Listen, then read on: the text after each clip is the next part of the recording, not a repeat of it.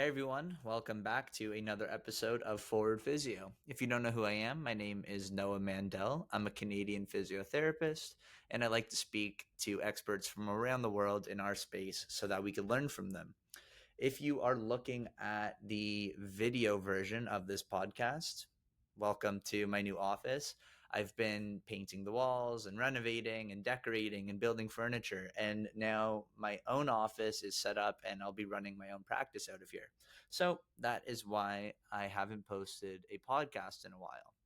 Anyway, today's podcast was with Jared Boyd, and we recorded it about a month and a half ago. Looking back, this was easily one of my favorite conversations that I've had to date on Forward Physio. I think some people in pro sports get to where they are in their field mostly due to their relationships and their ability to network and communicate and connect with others.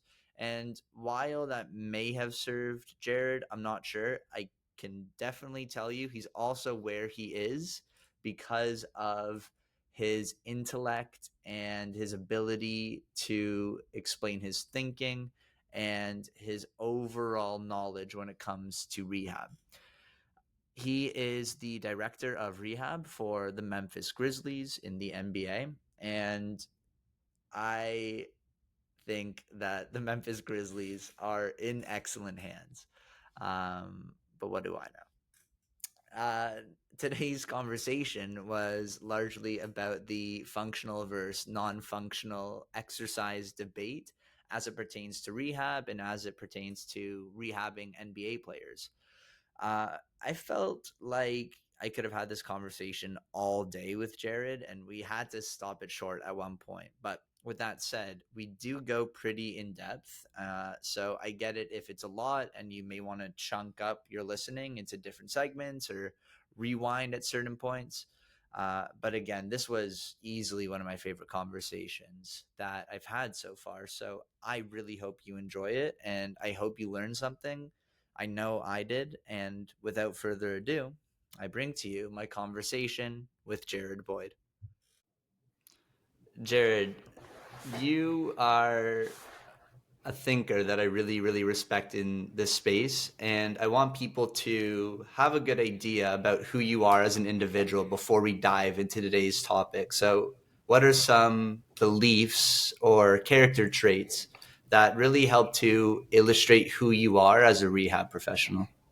Yeah, first of all, thank you for having me on. I really appreciate you, Noah. And that's a great question. I actually like that one for like a intro, if you will, into the conversation. I've never been asked that before, so um, probably the first thing that comes to mind, and it's a concept that I got from Adam Grant, his book Think Again, that I thought did a good job in maybe encapsulating like who I am as a person, and it's like this confident humility as a clinician. I think Mm. maybe having both of those merged together does a great job of just illustrating who I am, but also who I want to continue to evolve towards. And what I mean is that, you have the confidence in your current capabilities as a clinician, as a person, as a provider, but then also the humility to maybe step back and say, what are some of the things that I can continue to advance in, that I can continue to evolve in, as well as look to others or information in order to make sure that I'm refining myself and I'm maybe Mm. rerouting some of the thought processes that I was once indoctrinated by in school, for example, or even the first 2, 3, 4, 5 years out of school. So I think for me, it's leaning into the confident humility piece has really been the catalyst to try to be a critical thinker within the clinical context. And then maybe if I add a little bit more into that, Noah, it's like having like this insatiable desire to want to grow, right? Like this curiosity that I'm always kind of ruminating over things at a deep level, um, just because it's fascinating to me Mm. to be able to like not only understand the surface level, but try to like double click, zoom in, and extract a little bit more information. Uh, I think that range is quite helpful, and it's something that I would say has been beneficial for me so far in my career with respect to kind of just reading different sciences and trying to see how do these seemingly disparate sciences actually how are they interconnected, if you will. So Mm. maybe that's a lot right there, but I think those are the things that kind of like maybe define or illustrate who I am or who I want to be, um, with respect to like the future version of myself as a clinician. Hmm. Were there any catalysts throughout your career, either like a certain clinical situation or an environment or people that you sort of drew from, whether it was that sort of insatiable curiosity or that humility mixed with confidence? Ooh, man, that's a great one. It's always hard for me to try to like extract singular moments. I'll definitely give maybe one or two examples that I think are pretty potent for me. Um, Hmm. but I would say, like, to be honest, and I don't mean to say this as like a cop out, but I do think it's like it really is the amalgamation of all the experiences that really kind of like determine who you gradually evolve to become. Um, I agree. so I guess I would say, early on, it's actually those experiences that made me stop and pause and have like some discernment. And for example, one of my first jobs out of PT school, I worked with a doctor of osteopathic medicine. And within his practice, there were just a few, I don't know, methods, means, just concepts or ways of practicing as a clinician that uh, I didn't necessarily prefer. Um, and what I didn't prefer about it was just like some of it didn't seem biologically plausible, if you will. And so for me, it was like, okay, well, what about it? This emotion that I'm having of maybe disinterest with respect to some of the teachings from this doctor of osteopathic medicine, like where are these emotions coming from? Okay, I'm not sure if these things are biologically plausible. So then I need to make sure that I take it upon myself to kind of do some research and investigate and kind of determine what the opposing view is. And that's when I kind of got into the readings of like Greg Lehman, if you will, and The Science of Pain, David Butler. And so I started to kind of veer into that. But at the same time, I wanted to kind of continue to expand my acumen and aptitude for sport, physical Mm-hmm. therapy. And so I was kind of reading individuals in that world. And so kind of like merging both of those two together was really beneficial as I took my next job, at a company called Rehab to Perform out in Maryland. And so I would say it's like that first job where it was like this friction, if you will, was this catalyst towards like being able to truly like expand and evolve. But it took a lot of like intentional reflection, because a lot of times we have things that just happen to us, but we still have agency over how we are going to accept or not the environment that we're in. And so for me, I Mm. didn't think that I was evolving to the clinician that I wanted to be. And I was uncertain again just about some of the concepts that maybe the clinic that I was in would be espousing to the patients. So a lot of it was me taking the onus and the ownership to really try to investigate a little bit further. And I think that's the key point there too, is like the discernment and being very intentional about like pausing, if you will, to truly determine what are uh, the the opposing views and the critiques and criticisms of what you're learning. I think it just makes you a more well-rounded person who has range, so you can kind of Mm-hmm. navigate the turbulence of day-to-day clinic of what you're going to see from patients, what you're going to hear from patients. So that was super, I think, critical in who I currently am today. Very cool. And I know that you sort of, at least from the outside, it seems as if you have a lot of comfort with seeing different sides to the arguments And I think a lot of that, again, going back to the confidence and humility idea, probably comes from your understanding of principles over concepts. And you've sort of expanded on those thoughts before. Principles over methods. And I know that when it comes to the method, sometimes we may have like very specific, narrow ways of thinking about things. Like there's one right way to approach things, and you're more so principle focused, allowing you to sort of deal with a little bit more uncertainty. And I think you apply great principles when it comes to the common debate, which is what we're here to talk about today, of functional versus non functional exercises. So, before we get into the actual debate itself, could we actually define those terms? Like, what does that actually mean? How would you define functional versus non functional? Yeah, for sure. Great, great question again. And just to preface, like you said, I'm glad you put that little contingency there. This is my definition. That is assuredly something that is impeachable, right?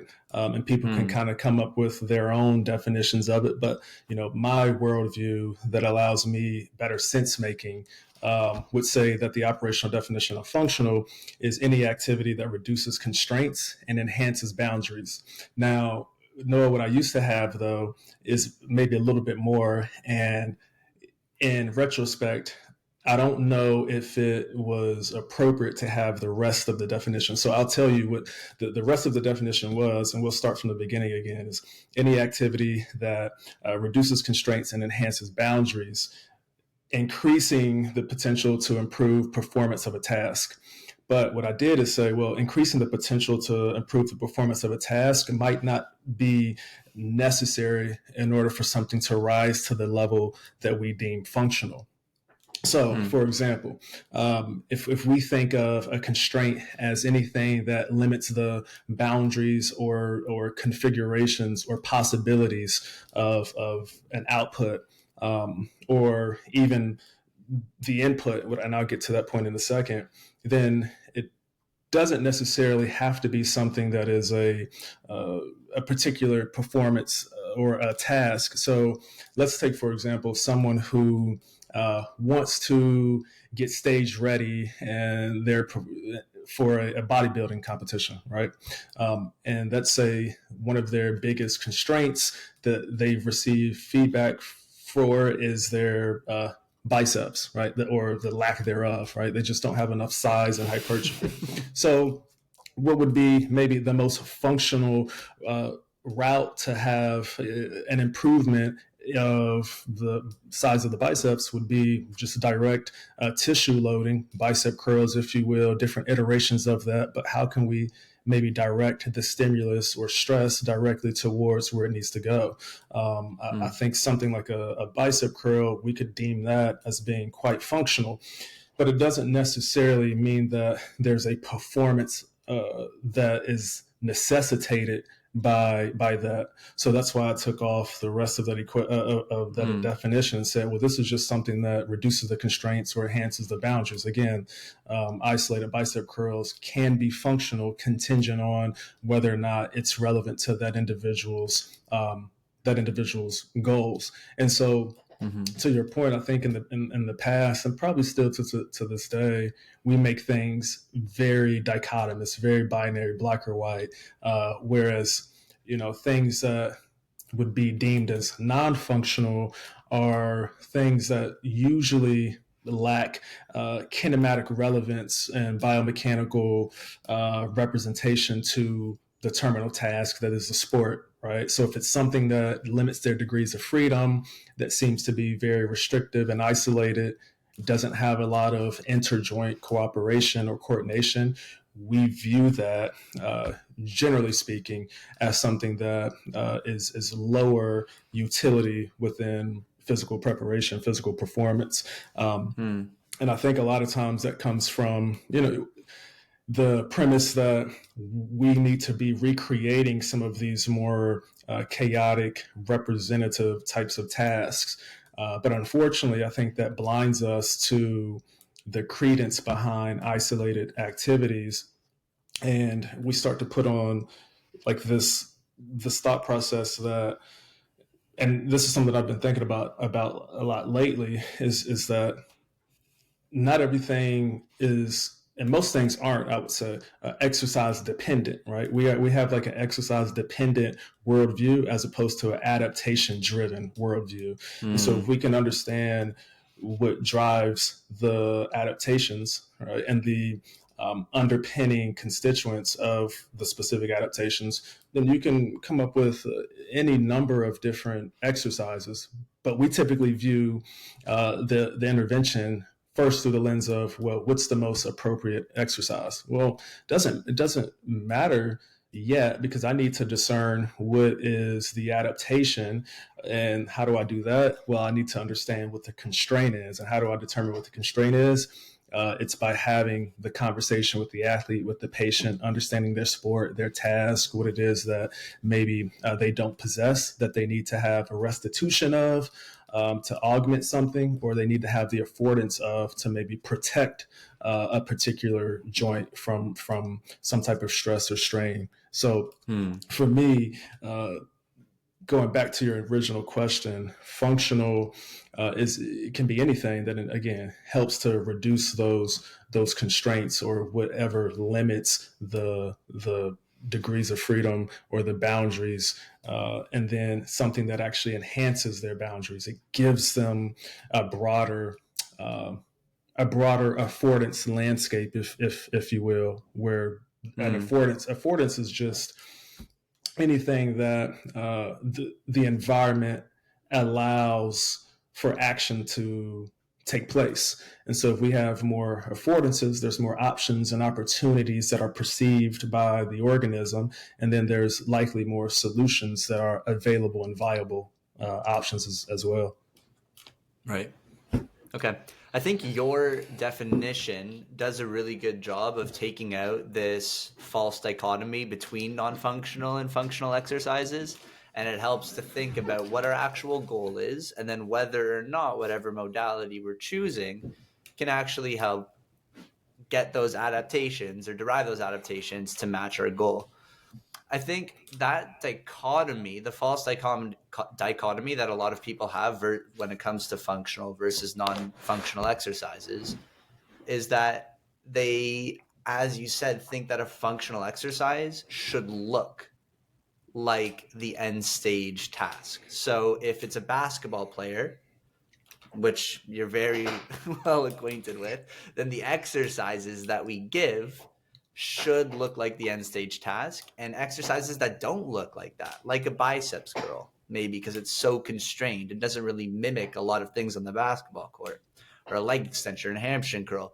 Those things we should sort of like chuck aside because they don't really look like basketball. What's what's with the what is there harm in only thinking about how something actually looks and how it relates to the end stage task? Oh, without question. I mean, I think you nailed it too with respect to how it looks. Again, it really is the term that I like to use that really resonates with me is this kinematic representation, where maybe we have an underappreciation of the kinetic profile.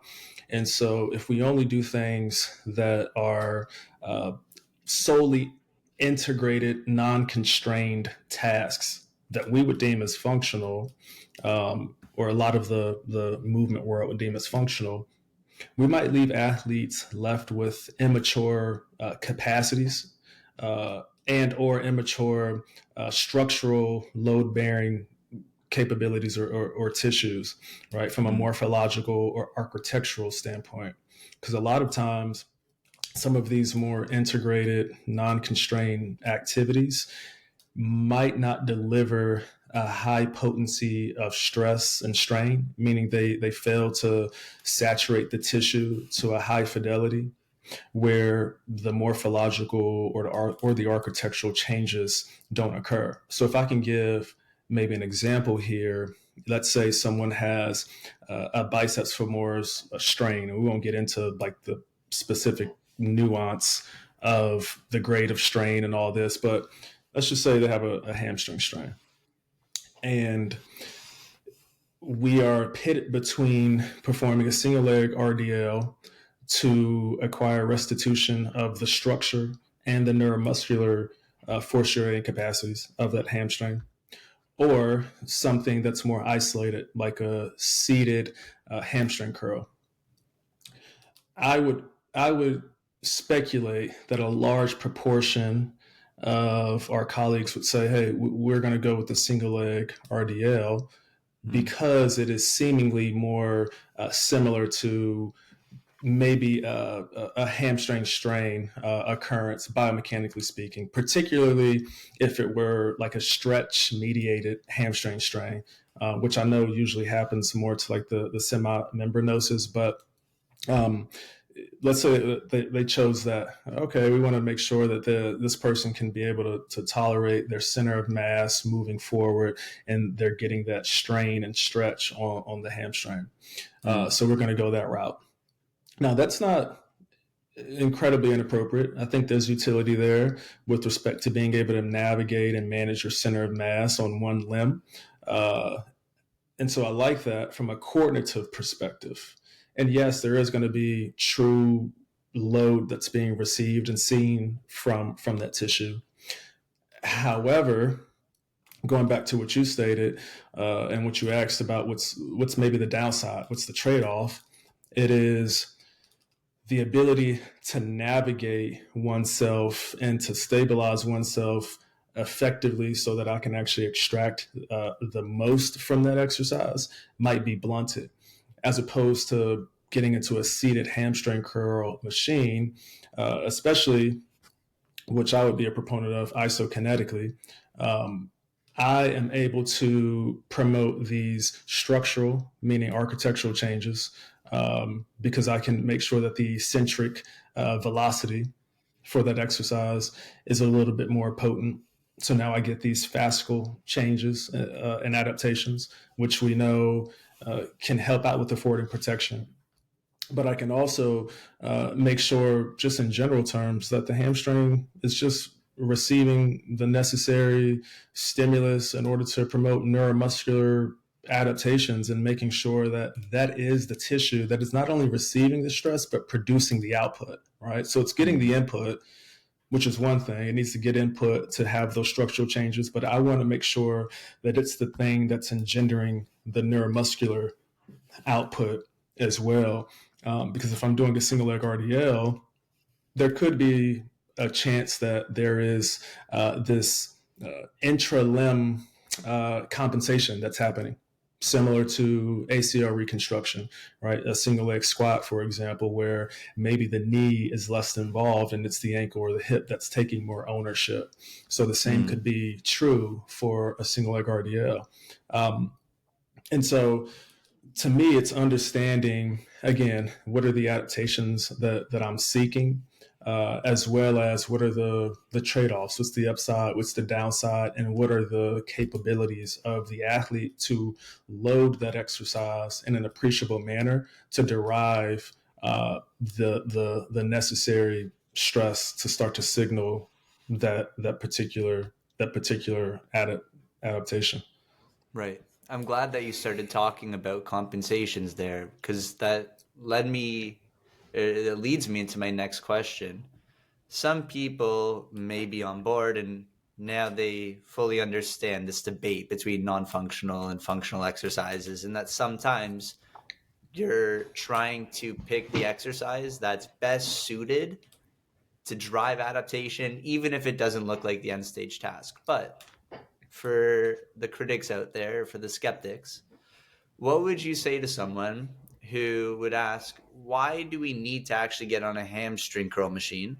Couldn't we just allow for that hamstring strain to recover and then get them to slowly ramp up their basketball activities? And then that will load the hamstring a little bit, maybe not the most effective way possible, but if they just continue playing basketball, maybe they'll get to the point where their hamstring is doing everything that it needs to do.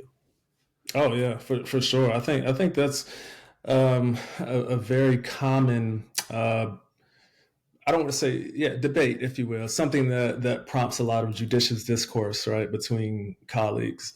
And while I think it definitely has credence in its proposition, what I typically lean towards is whether or not something is, with decision making, safe to fail. And so, what I mean by that, there are certain injuries where, let's say, it's a grade one ankle sprain, for example. This might be something that, and it's this athlete's first time ever having a grade one ankle sprain. And again, what I'm about to say can be contextualized, certainly, but maybe this is something that is a little bit more safe to fail with respect to not restoring the isolated tissue's capacity, meaning the peroneal musculature. Okay, so we can kind of just let more of the integrated, dynamic interjoint exercises take over. When it comes to maybe something like the hamstring, or these things that kind of have a longer time loss and there's more degradation of that tissue, I want to increase the odds and increase my confidence that I'm actually ensuring that particular tissue or joint is increasing its contribution or possesses its ingredients to contribute to the final recipe. Because sometimes what happens is when we get to these things that are very close to the terminal task, all the ingredients are now mixed up, and so it's hard to truly determine whether or not we've actually improved that quality, that capacity, that capability. And I think we can have a lot of false negatives with respect to, oh, they can sprint now, so they're good. But again, the sprinting is just this emergent output, this emergent property that I'm sure there are many of athletes who could return back to sprinting without necessarily having reacquired the biceps femoris structural changes or neuromuscular profile. And they're probably doing so by shifting load to alternate regions, right? Say the adductor magnus, for example, very potent load sharing tissue, kind of the synergistic accommodation strategy. But what happens is that we don't think of the second order consequences to that, which is, what's the consequence of the consequence? Well, the consequence of allowing them to just get back into sprinting and doing nothing that is in isolation, like a seated hamstring curl, is that there is a higher probability that they have a recurrence of the hamstring strain, and or an alternate region exceeds its envelope of function because it's taxed with doing more than what it had done in the past. And we didn't necessarily account for that.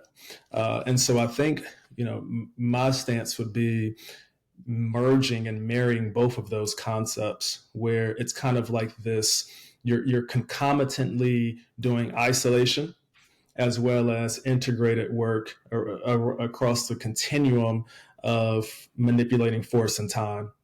So I think that's maybe the best of both worlds, where it doesn't have to be binary. To your point, it doesn't have to be either or. My main proposition and what I'm trying to contest is that we could do a better job of maybe appreciating the upside to the isolated activities, and also recognizing the downside for omitting them in service of solely integrated, seemingly similar kinematics as the sport itself. That was beautifully put. I appreciate I, it. I think a lot of those people, those skeptics, the hypothetical ones, they've probably come around at this point based off of that answer. We'll see. I'm sure. And look, no, I'm sure there are holes and gaps in there as well. And I'm always, ready to kind of reconsider and rethink things for sure. Because I will say this too, admittedly, there was a time where, it's kind of like this curve where you're like, okay, no, everything has to be this way with respect to, integrated, non-constrained exercises that look just like the sport. And then you kind of shift away and you adopt a different worldview. And now that becomes your approach. And then finally, you start to recognize, well, why do I have to have this binary bias, and why can't I appreciate and contextualize when and why and how all of these different methods would be viable options. And they all are, Mm, because, as you said, it's principles over methods first. So if I understand the principles and I know what the key determinants are for that particular sport or that athlete, then I think that gets me to a more satisfying solution. mm. Can I take you through my own curve when it comes to ACL rehab and just hear Oh, your I would thoughts love on that. it? I would love that. So, so I worked in a sports medicine clinic for the first 2 years of my career, and saw a lot of ACL patients. And at first, I would commonly think about their end stage task. Let's say it's basketball. Let's say they just want to get back to running. Usually, they had a sport that they wanted to get back to, and pretty early on, I would have that in mind, and then think of movements and exercises that resembled that. And maybe for a basketball player, as soon as they could comfortably tolerate it, it was a side shuffle, right? Or maybe I would try and get them to start jumping. I knew still at the time that oftentimes the limiting factor or the main constraint would be their ability to load the anterior knee. A lot of the time, that would sort of impair the kinematics. So I would look at how they're moving, and then I would try and cue them out of it. Then I started to listen more to people like Eric Mera and Chris Juno, and talking about how realistically the way that they're moving like that is because of that limiting factor. So therefore, you should focus more on restoring the qualities of the knee extensors, the knee extensor mechanism, to allow people to then take that improved tissue quality or the improved ability to flex the knee under load, whatever it may be, and then take that to their movement. And then I maybe held off on some of the side shuffles and some of the jumping when maybe I could have still introduced it early on. And now I'm at a place where I see the value of both. But sometimes I wonder, when is the best time to start incorporating some of these more complex movements? And is there a downside in focusing on those too early when maybe you could just be doing isolated knee extensor or quad exercises? Yeah, sorry, I'm writing because I just took some notes on kind of what you were saying. Yeah, man, that's really, I really appreciate you going through that kind of reverse engineering your thought process and your kind of like matriculation, if you will, to where you are currently. I think there's a lot of shared similarities between us. Um, I'm definitely going to get to your question. I'll see if I can kind of link in some things of just a few things that I just jotted down from what you explained. And Mm, a lot of it to me, like the two words that I just kind of like thought of were how were redundancy and degeneracy. And so there's a lot of redundancy and degeneracy within the human body, meaning we can derive so many different solutions to answer a movement question. mm, And that's the beauty of being, humans, and being able to find different movement solutions, movement answers for some of these questions that we're taxed with.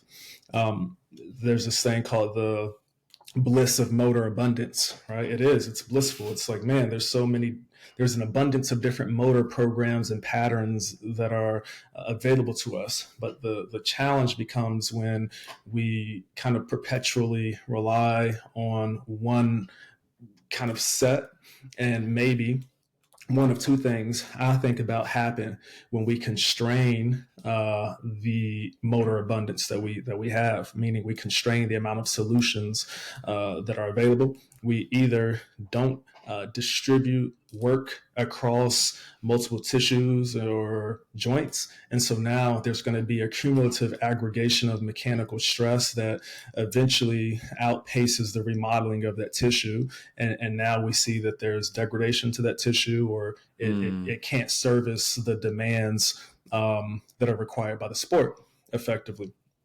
And so that can eventually have this emergent manifestation as pain or injury or fatigue or what have you. But then, and that's from like a more of a affording protection standpoint. And then we think about the other thought process is it doesn't always allow us to augment performance. Because again, going back to the affordance landscape, I want to have many different solutions, and the affordances that the environment gives me is going to be based off of the perception action coupling together.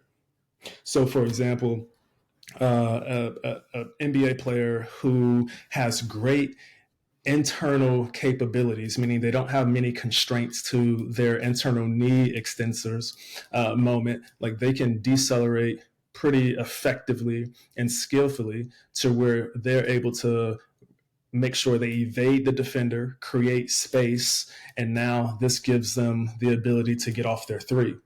And it all hinges on the affordance opening up because they possess the ingredients at the quad. But if they didn't have that, that would now shrink their affordance landscape, and they wouldn't have that as a viable option.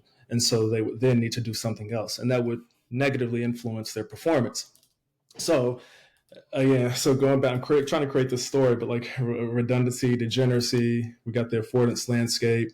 And now we say, all right, well, when in reconditioning and rehab or even in performance, a lot of times what we want to do is actually try to temporarily reduce someone's degeneracy or redundancy so that there's an eventual improvement in it. It's just temporary, right?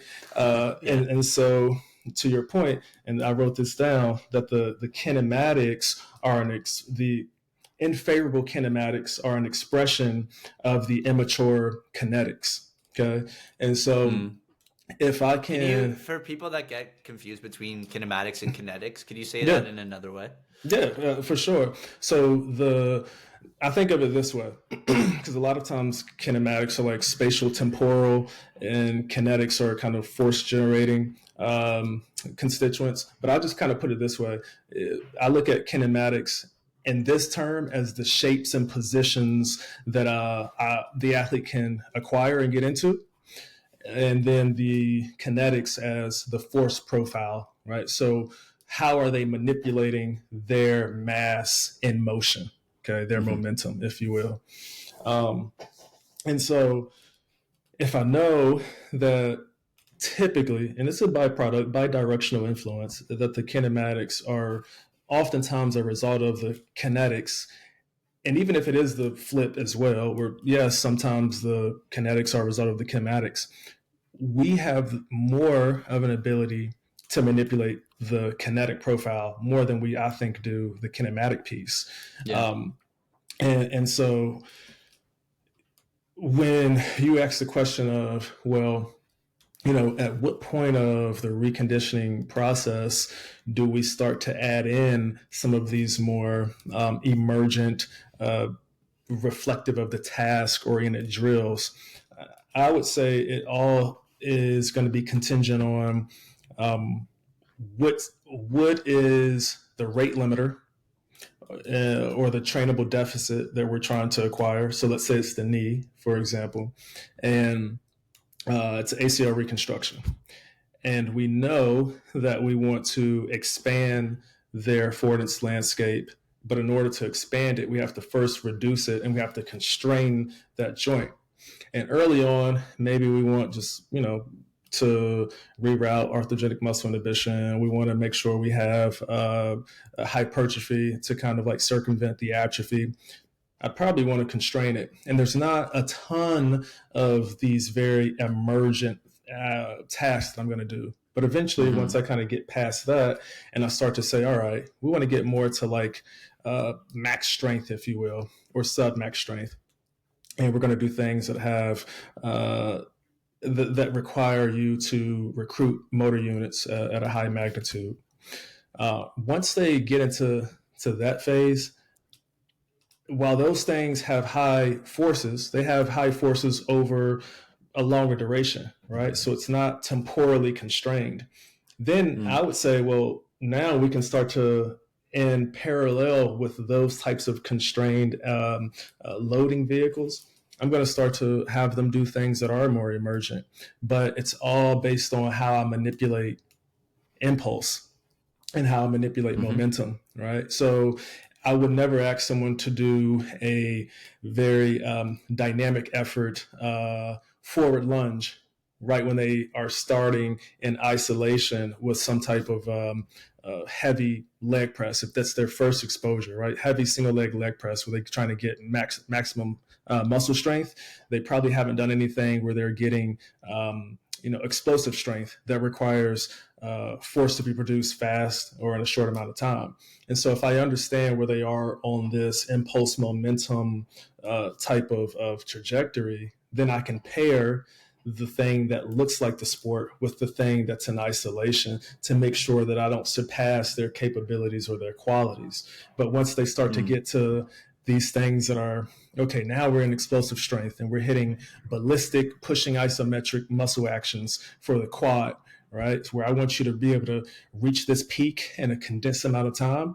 Now we can probably start to do these forward lunges that have a speed element to it, where my control of my center of mass is really quick, and it's going to require this very rapid internal knee extension moment to be able to navigate that external knee flexion moment, but again, in a quicker amount of Mm. time. So that would be maybe my thought process. And again, it all goes back to, once I can do that, now on court, I have so many different solutions and my landscape is so much richer because I initially constrain things in order to open up things. Mm-hmm. It sounds like you're even thinking about what you're constraining at each stage in that rehab process. So you're thinking about their ability to produce a lot of force quickly as something that may hold them back in doing these more quote unquote functional movements if they aren't used to that yet. So you actually train that a little bit first before asking them to say, okay, now let's do a sort of like a deceleration Mm-hmm. lunge, right? Absolutely, exactly. That's well put. That's kind of exactly the premise in which I usually abide by. Is that a lot of the things that we presume we can only do in these more integrated, dynamic activities, we can actually also do in isolation as well, right? Like someone Mm. can get on a leg extension machine and do very like explosive types of contractions, like concentric contractions to help out with the rate at which they produce force, and making sure that the torque is coming from the knee joint, that the contractile tissue that is producing that output is coming from the quadriceps musculature. So that when, again, we put that into the rest of the algorithm, right? Or we put it in with the rest of the ingredients, if we're going with this kind of recipe analogy, we know that it's there, that it's available. But if I never do that in isolation, it might be challenging for me to deduce whether or not that ingredient is in the final recipe. And I might just say, oh, yeah, it's there, it's available, but it might not be. And they might still be Mm-hmm. successful at the task, but again, they're successful because of the redundancy with other joints, whether it's interlimb or interjoint compensations that are occurring. And again, the concern with that is that theoretically their injury risk may be a little bit higher if they load the unprepared tissue in a way that they haven't, or if they overload the tissues that are compensating. 100%. Yeah, exactly. Those are kind of like the thoughts that I have. And then again, from the performance standpoint, not only from the injury piece, it is something Mm-hmm. that might shrink or reduce the landscape at which I can function, because now I don't perceive certain affordances that once used to be available to me. Right, right. So then, in terms of performance and injury risk, when it comes to these more complex, again, quote unquote, functional exercises, how like other people typically refer to them, not necessarily how we've been discussing them today. Maybe these more, complex movements, things that look way more similar to on-court work, if we're using basketball as an example. Why do that? Is that so just that the athlete can practice again? Is it to drive any sort of adaptation? Is it mostly skill based? Is there an injury reduction standpoint to it? Yeah. Um, it's probably a mixture of all of those. And I would say it's important to think about the opportunity cost, right? Like Mm-hmm. it's important, and the opportunity cost with that comes making sure like we're really taking this cautionary approach to some of these more nuanced and novel types of exercises. And drills or solutions, whatever we want to call them. But I think, for me, the opportunity cost is about the time as well as the fidelity of the exercise. So particularly, in basketball, right, when I'm seeing an athlete, time is not just ever going, it's finite. Like we have a certain amount of time that is available, and so we have to make sure that we are relatively streamlined in what it is we're trying to resolve, or what it is we're trying to improve, to make sure that we're opening up their boundaries.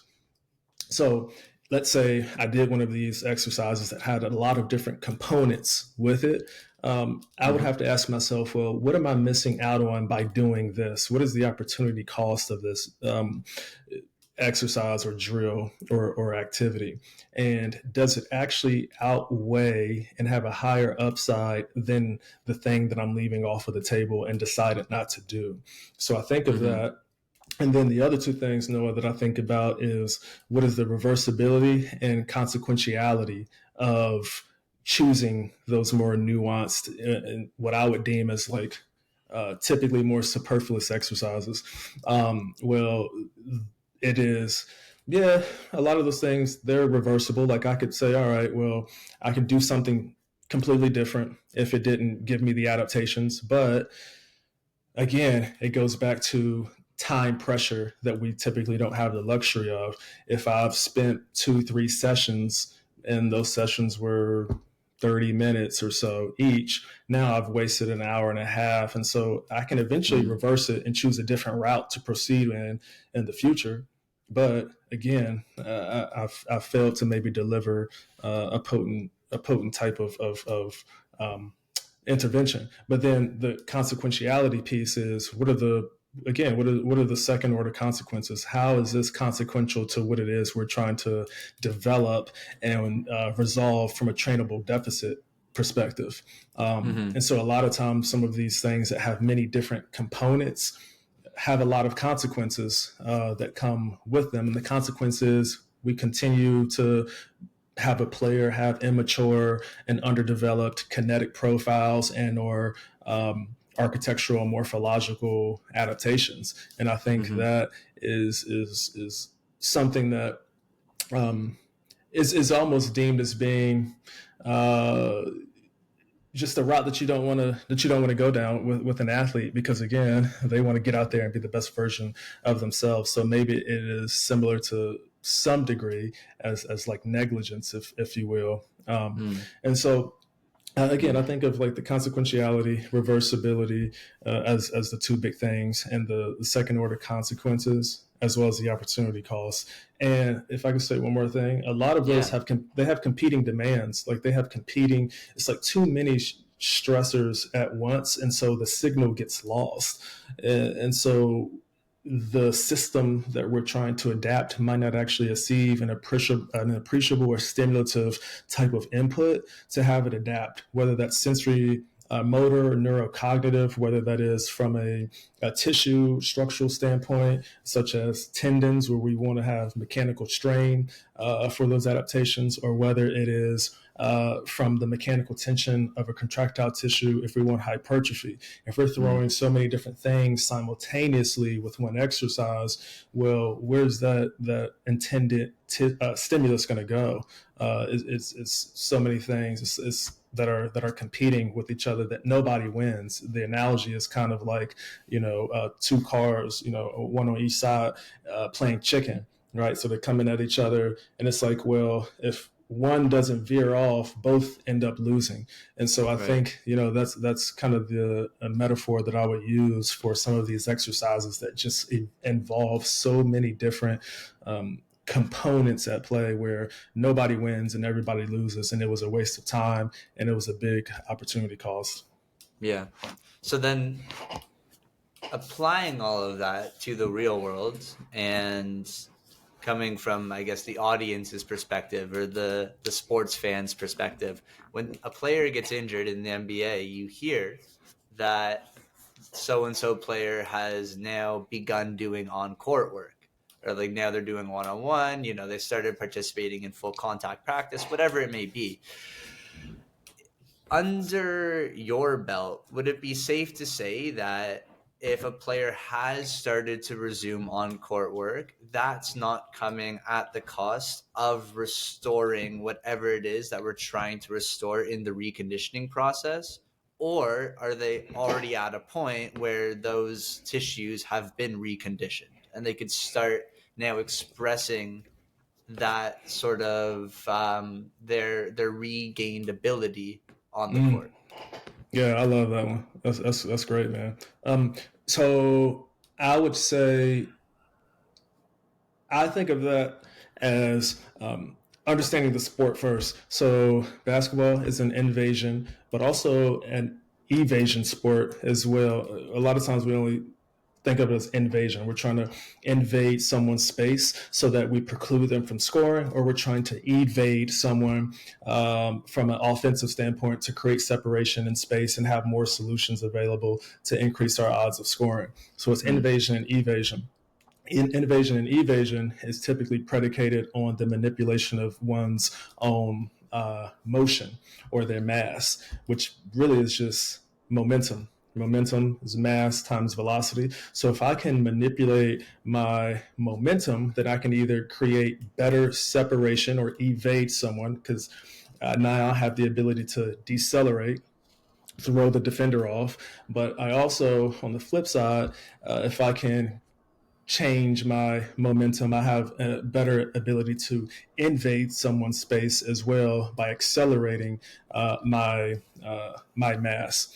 And so, first, understanding the sport. So we have those two things, and if we think about the evasion piece, a lot of times it is trying to like accelerate away, but it also has some deceleration. And then the opposite is true for invasion. And so those both are going to necessitate impulse. Okay, so impulse is going to be force times the integral of time. And so there's either impulse can be derived by peak, rate, or duration. Typically in sport, we're not looking for duration because it's such a temporally constrained activity where Mm-hmm. things happen at such a very quick instance of time that I want to leverage that. And so usually we're towards the peak and rate uh, Unless that derivement. sport is arm wrestling, right? Exactly, that's a good one. That's very true. So then what we do is we say, okay, well, if we know that it's an invasion sport, we know that we need to manipulate our momentum. The way in which we do that is through impulse by applying force, and we apply force over a duration of time. And we know that it's usually by peak and rate. Peak and rate typically are going to have more strain and stress to the tissues. Now we can say in mechanical loading, now we can say, well, if they're back on court and this is maybe like their first session back on court, I'm going to try to talk to player development coaches to derive a session that actually allows the player the ability to extend the runway, so to speak, so that we can leverage more of the duration side. We can Mm, leverage more of the duration side of manipulating impulse, and we can spread out or distribute the work. And there's less need to have this invasion or evasion happen so abruptly where we're getting these mm, high spikes in stressors. And as we see them start to develop and evolve those constituent pieces in the training room or in the weight room with respect to rate force and peak forces, now we start to say, all right, and we have proxies for being able to determine that. With respect to testing in a more sterile sense, then that gives us more confidence to say, hey, let's open up these new parameters on the court to give them the exposure to exploit these affordances. mm. And those are typically going to be, again, mediated by the time piece of the impulse equation. So that's maybe a long answer there to say that what they're typically doing on court should be in conjunction with not only how the tissue is healing and behaving, but also how the, the outputs from a neuromuscular perspective are being engendered and reacquired. Yeah. It sort of sounds like what you're seeing in the training room and wherever you do rehab is helping to sort of set up what they could do on court and not so much vice versa. It's not as though, I guess, well, I guess maybe you do sometimes see problems that they have on court, and then you have to sort of explore a little bit more in the training room or in the rehab room as to why that's happening, right? Yeah, for sure, 100%. I think in a case of a like reconditioning, long time loss, to your point, it is often going to be predicated on training room or weight room that's maybe influencing and nudging the system in a certain direction for the court. But when it comes to just physical preparation and trying to augment someone's performance and get a little bit more like nuance, then it is reciprocated from player development and what's seen on the court and watching film to say, all right, how can we maybe make some advancements in expanding this player's capabilities, or they're Mm, having some challenges here. Again, how can we double click and zoom in and maybe determine what the rate limiter is, what the constraint is, what is the trainable deficit that maybe we can actually moderate, if you will. mm-hmm. Cool. I um I don't want to eat up too much of your afternoon, and I'm worried because I feel like we could talk about this all day. Oh, we definitely Um, can. do you have time for a couple more questions, Sher? Without question. Yeah, I definitely do. I'm thinking about the contrast between an NBA player and maybe someone that you would call a weekend warrior. And I'm thinking that the NBA player, it's their job. And throughout the whole reconditioning process, as long as it's not taking away from that reconditioning, that they'll work on their skills and they'll be able to express whatever they're getting from the training room into their sport. But I think about maybe the weekend warrior who's just coming to a physio clinic and their long-term goal is to play basketball, and they don't really have a lot of opportunities to do that outside of the physio clinic, just because maybe of how their life is set up. Maybe it's the winter and they're nervous about playing basketball on their own. They don't have a trainer with them, they don't have their rehab professional with them. Do you feel like in those instances there's maybe more value in incorporating some of these more complex exercises into their rehab, or are you still pretty concerned about the opportunity cost when it comes to, now that we're doing these more complex tasks, we can't get as much of the desired adaptations that are ultimately, perhaps at this point in the rehab process, the most important things to focus on? Yeah, I think that's a great one to have some contextualization over, um, Yeah. and I would say yes for this weekend warrior. Presumably, they, based on kind of like what you manufactured for this individual, like they would need a little bit more of these integrated kind of complex, and when I say complex, not necessarily these things that are having so many different competing inputs, but just complex from a standpoint of uh, many joints cooperating together to complete a task. Right. That they could probably leverage that a little bit more because they don't get the exposure at the same frequency uh, or magnitude, but particularly frequency as an NBA player does. And so I think leveraging that could be helpful to allow them the ability to navigate and negotiate just their body in space. I know that is sometimes nebulous and ambiguous for when I say that, like, what does navigating and negotiating your body in space mean? What does it matter? I've had some judicious discourse with people about that in the past, but I do think that it's something that we just know when we see it, and obviously we all look through the world through a different lens.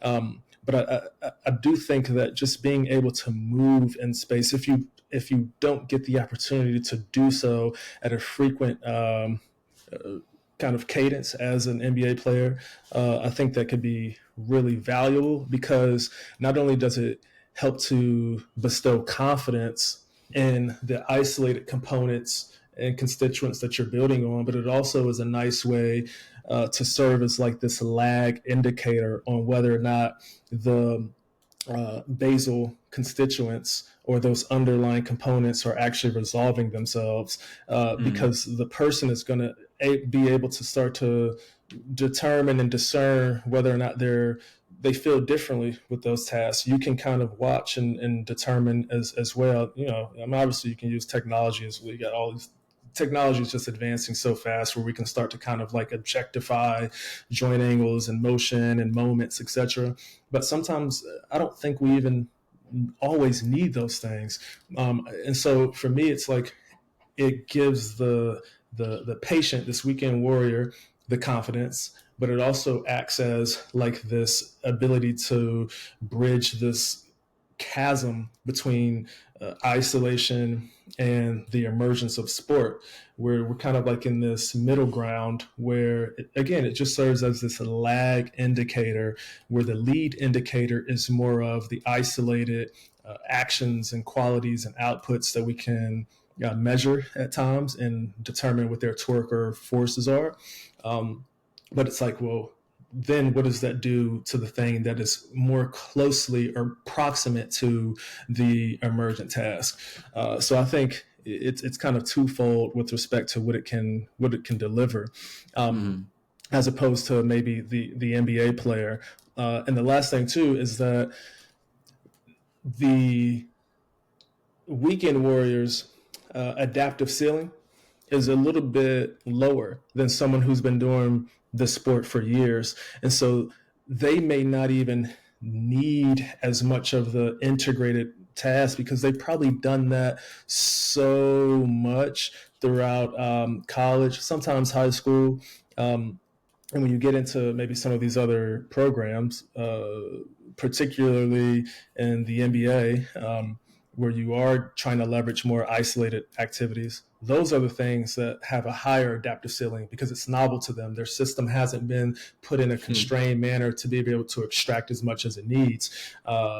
And so if we go back to the weekend warrior, those are individuals who might not have done a lot with respect to like the integrated multi-joint compound exercises, and so their adaptive ceiling for being able to improve their coordinative cooperation there might actually be a little bit higher, so we can extract some tangible changes that way. Oh, that's cool. That's very cool.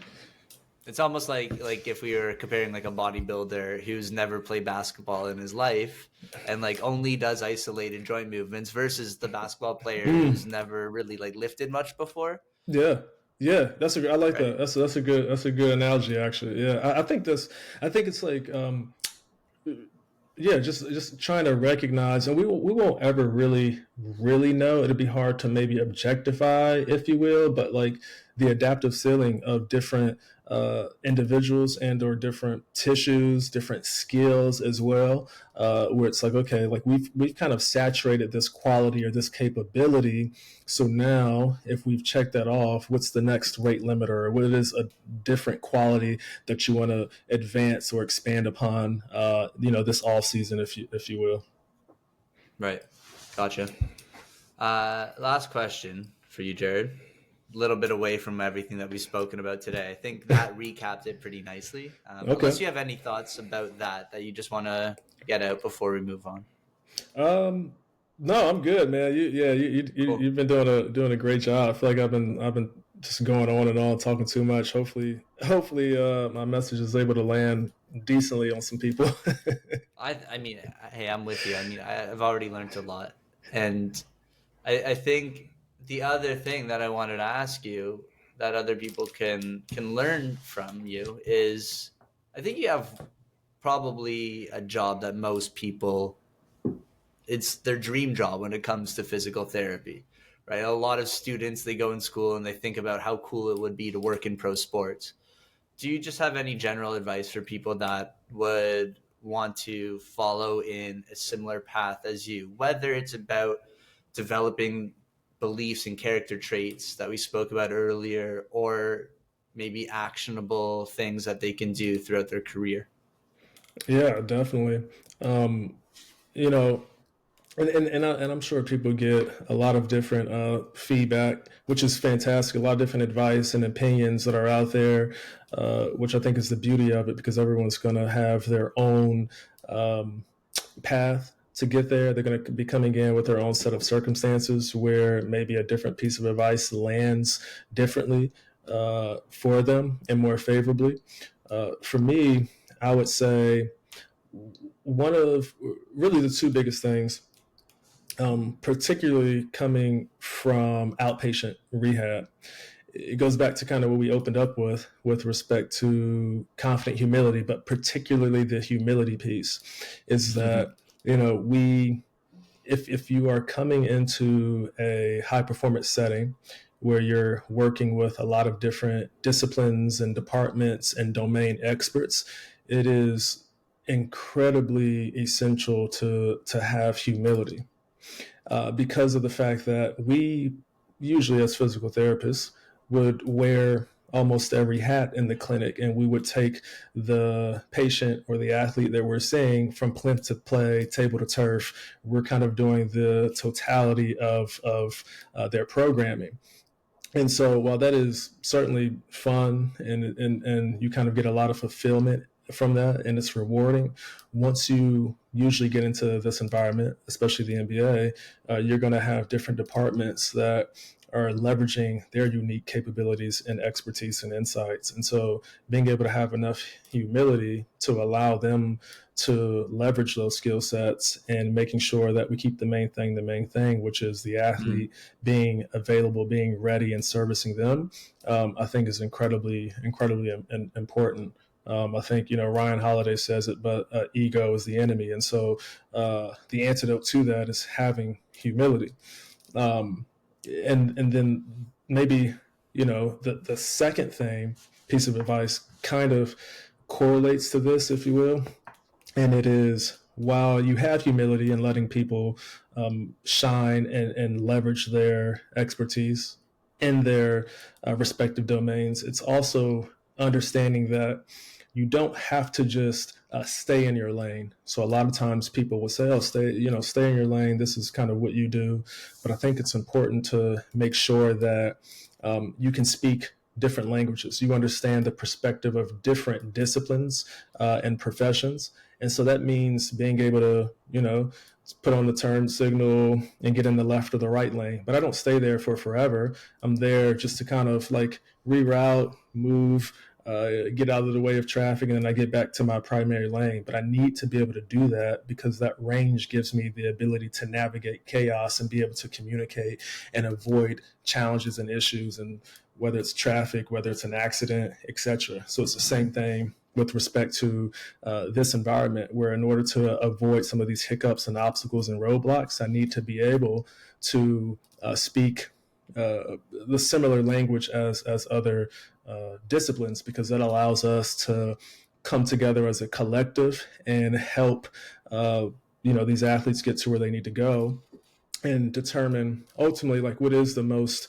relevant rate limiter, right? What's the rate limiter or the trainable deficit that we believe warrants what warrants our attention and needs to be resolved, because it's going to have the biggest influence on all these other interconnected systems throughout the body. So Mm. I think those are the two biggest things. Now, those are just words. So it's like, well, what are the actions? Like, how do you actually improve your humility? How do you actually improve your ability to speak different languages? I think the humility piece in clinic is challenging, but it can be done. And that is by either reaching out to and talking to people that are other clinicians in your clinic, right? Just going through a case study, leveraging their insight, seeing what they would do, how they would maybe interface with that particular challenge or obstacle or patient that you've been seeing, with their frame of references, can be quite helpful. But then also searching for intentionally people outside of the clinic as well, I think is a great solution to try to garner more humility, because you kind of like put yourself out there, so to speak, to see what an opposing potentially viewpoint is, and different interventions look like. So Mm. that's from the humility piece. And then when we get to being able to kind of like speak several languages, if you will, and understand different disciplines. And it's not necessarily that I have expertise in all of those different domains, because I'm not going to be the domain expert, but I want to like be able to know enough where I can deliver information and I can extract enough to know what it is that I need to do with the athlete. And I think that comes from maybe similar to the first one, talking to people who are in different disciplines, whether it's a sports scientist, whether it is a sports psychologist or strength coaches or a biomechanist. It's talking to people from maybe different domains, as well as being intentional about what it is that you're consuming from Mm. from a standpoint of like information consumption, right? It's like, all right, well, let me kind of like intentionally curate my IG so that everyone that I'm following is not just going to be a physical therapist. It's going to be people from different disciplines. So now I can start to understand more of their worldview and improve my sense making. I Mm. think that is incredibly important. So those are really the two biggest things, Noah, that I would say can be quite favorable for someone who has aspirations for trying to get into high performance, in particular the NBA. That's great, Jared. That's great. Do you have a reading list for people Oh by yeah, any chance? I definitely do. I can definitely shoot that over to you. I would say like the reading list is so, man, it's like I've gone back and forth with that too, because it's like my reading list is relegated not just to like physical preparation and like clinical didactic, but it's also things that again are seemingly quite disparate and like disconnected from what we do, but they actually have a lot of corollaries and they influence, and a lot of it Mm. has to deal with like um, being able to like think more effectively and decision make, because everything we do is a decision. Even not doing something is a decision. And it's like, well, what was the process that led you not to do something or to do something? So I think Mm. being able to clearly make decisions is quite important. And there's so many different variables that go into whether or not we make a decision, what those decisions look like, and what the heuristics are that we're applying in life. So a lot of the things that I typically consume are relegated to like our cognitive biases, psychology, critical thinking, and then sociology as well, because we're dealing with people that are in the world. So we're dealing with their psychologies of people in culture and the environment. And so I think being able to blend all those things together is quite fascinating to me. And that is what we are as like, as clinicians. Like, we're not just like helping people solve movement problems per se, but we have to get down to like the true element of a human being in and of itself. And I think that helps us to foster these relationships that then acts as like this bridge towards helping nudge them to where they want to be and where they want to go. So I can definitely shoot you that over if you want to make that available to your listeners and subscribers. I would definitely love to. Cool. I can maybe put it in the show notes. Is there anywhere that people could follow you, Jared, or contact you, or do you want to be more private? Oh, no, for sure. Yeah, Dr. J Fit Boyd on Instagram, and then Jared Boyd on LinkedIn. And right now, man, just trying to, I don't really post a lot on Instagram like I used to. Used to post like different exercises and like my thought process behind them, and I've kind of fallen off of that for many reasons. Mainly because I think that is somewhat saturated, and you know, not to discredit anyone who's doing that, because I think that's very, very helpful. But I think, a lot of the people that I believe kind of follow me are younger clinicians, newer clinicians, and I think it's about like giving them some type of a framework for, again, like thinking, right? That's incredibly important. Thinking and decision making more clearly and principle led perspectives. And so a lot of the things that I am trying to do now are more so about like writing out what's in my head as opposed to just showing exercises. And if I do, I want to make sure I can contextualize it and add nuance. So that's kind of what I've been leaning into a little bit more as of late. It's just more writing. It's fun to me. It's kind of like liberating in a sense too. We can kind of get into this flow state. I think it slowly is improving my ability to communicate a little bit more effectively, though it's still something that I want to continue to improve upon. But writing kind of services a lot of different buckets. And, I think that's the space where people kind of can get a better grasp of, what some of my ideologies kind of look like when it gets into the space of movement. Mm-hmm. Cool. And I know on the Science PT, that website, there's a lot of your writing there, right?